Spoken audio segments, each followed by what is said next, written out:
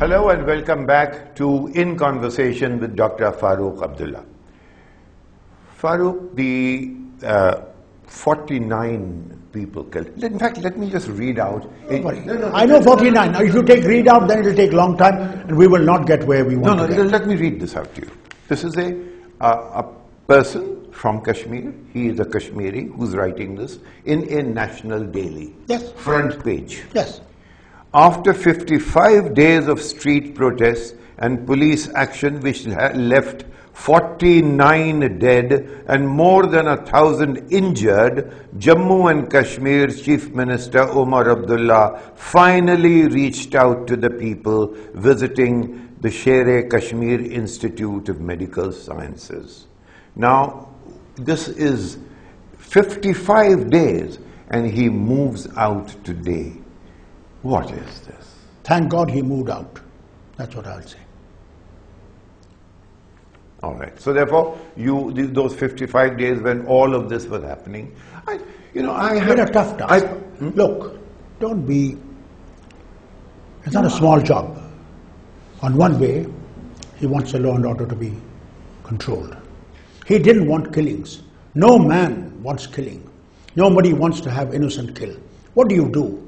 When the mob, instead of doing anything, goes and burns the hospital, or burns the police station, or burns the railway station, burns the government vehicle, which is their tax money, does this help solving the solution? What does the police do when they come and attack them?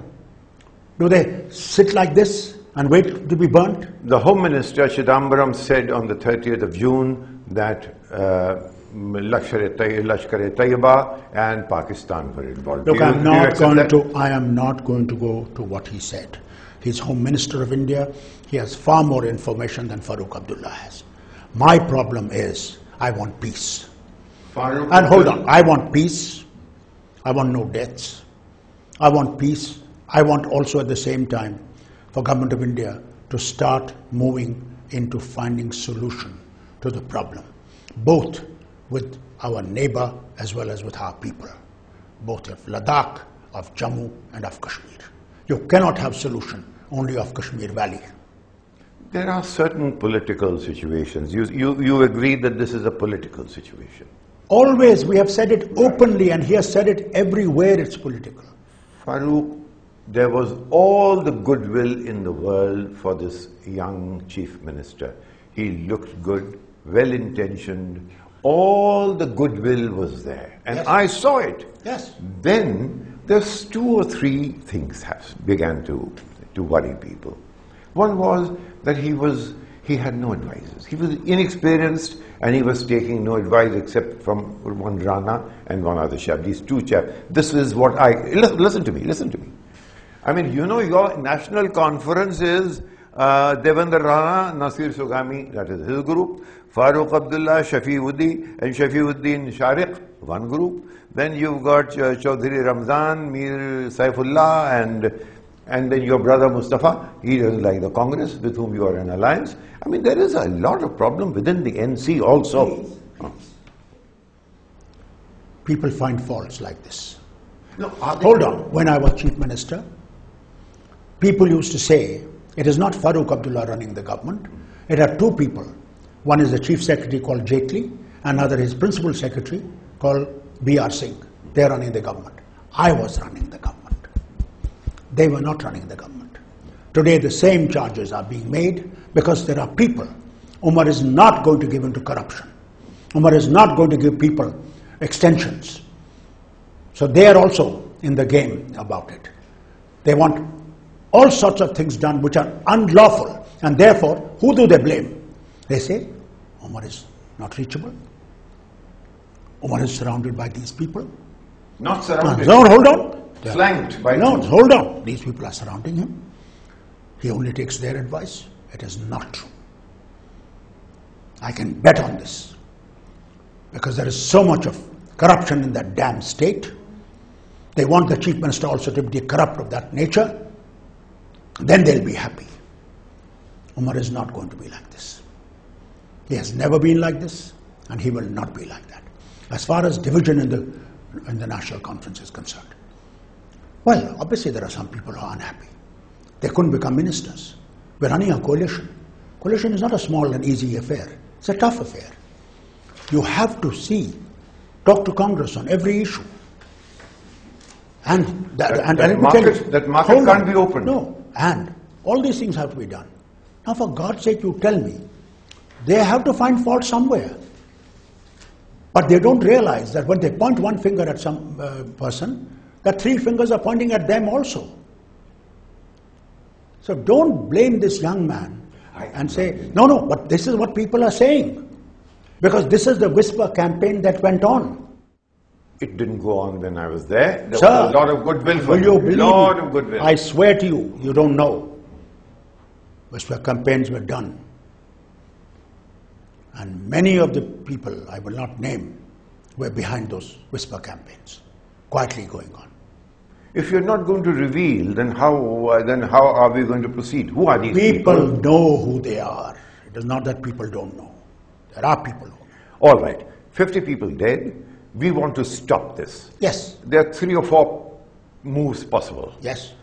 One is, I wish him all the good. I saw him. You remember, I had my ward, and you had your son. We used to meet in Sanawar. Yes. I have seen him grow up as a boy. I wish him all the best. Yes. But there may be a time has come that if he bowed out, the political temperature would recede. I'm not saying anything more. That's my suggestion. The other is, how do you stop this? Because it's reached a point of no return. Let me tell you, there is nothing like no return. You could have said the same thing in 90. That has reached point of no return. When bullets were being fired, when bombs were going off, IEDs were blasting. They thought, when Dr. Blip and Joshi went up there. They thought, it's over, Kashmir is gone.